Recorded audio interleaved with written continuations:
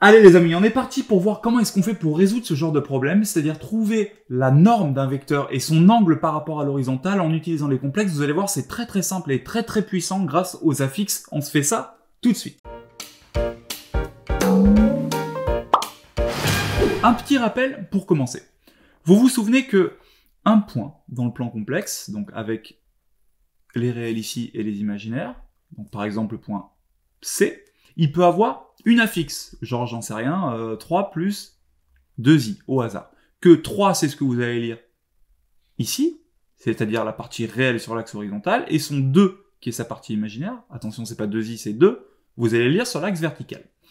On a deux choses concernant 3 plus 2i. On a le module de 3 plus 2i qui se note avec des barres verticales et qui est en fait cette longueur-là, c'est-à-dire la longueur entre l'origine et le point C, et on a l'argument de 3 plus 2i, qui est rien d'autre que l'angle que fait cette droite avec l'horizontale. Ça, c'est dans le cas d'un point, d'un seul point. Eh ben, cette logique, on peut la retrouver exactement avec des vecteurs.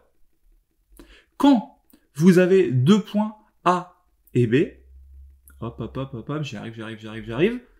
Donc, quand vous avez deux points A et B dont on vous a donné les affixes, donc A par exemple 1 plus 3i, et B, je les mets au hasard, hein, c'est pas forcément les vrais points, 3 plus 5i, vous avez le droit de trouver l'affixe du vecteur AB. Cette affixe, elle va se noter Z comme affixe, enfin, Z comme affixe, non, Z comme, c'est comme ça qu'on note les complexes, Z du vecteur AB qui vaut l'affixe du point B moins l'affixe du point A. Autrement dit, 3 plus 5i moins 1 plus 3i. Et avec un peu de nettoyage, ça me donne 3 moins 1, 2, 5 moins 3, 2, 2 plus 2i. Donc, ce vecteur AB que vous voyez là, lui aussi, il a une affixe complexe, de la même manière que le point A avait une affixe qui valait 1 plus 3i, et que le point B avait une affixe qui valait 3 plus 5i. Ce vecteur-là, on a le droit d'y associer une affixe. Et le module de cette affixe 2 plus 2i, ça va être la longueur AB, et l'argument de 2 plus 2i, ça va être l'angle que fait AB avec l'horizontale. Autrement dit, si mes vecteurs c'est I et J, l'argument de 2 plus 2i, ça va être l'angle entre I et mon vecteur AB. Du coup, si je veux la distance AB, c'est-à-dire la longueur du vecteur AB, j'ai juste à calculer le module de 2 plus 2i. Et je sais que le module de 2 plus 2i, c'est racine de la partie réelle au carré plus la partie imaginaire au carré. Ça encore, vous l'avez sur la fiche. Donc racine de 2 plus 2, 2 au carré plus 2 au carré, ça me fait racine de 8.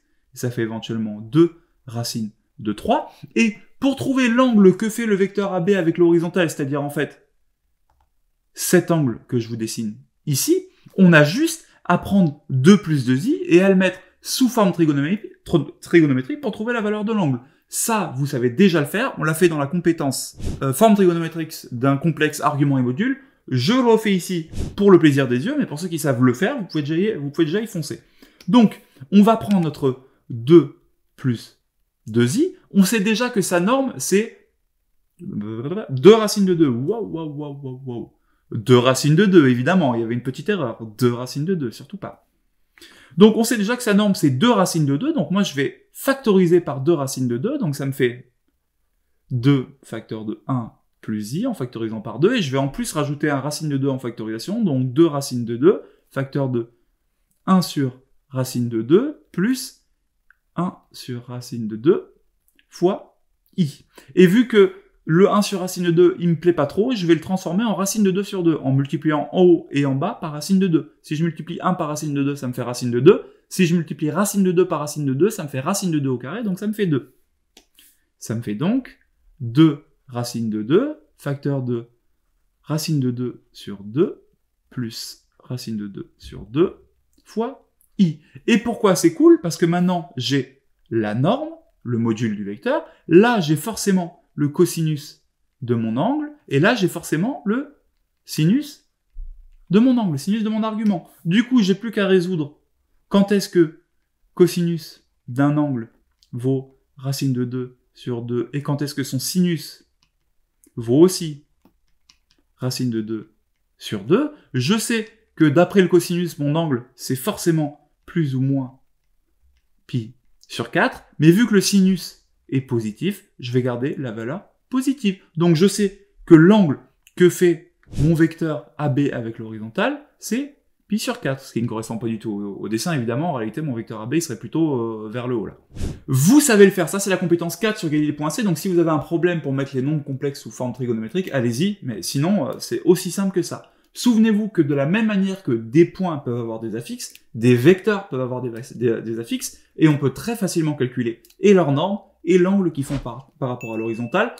On vous en a mis plein des exercices en dessous, ils se corrigent tout seuls, il y a les corrections, vous pouvez les recommencer, à vous de jouer, vous êtes des champions.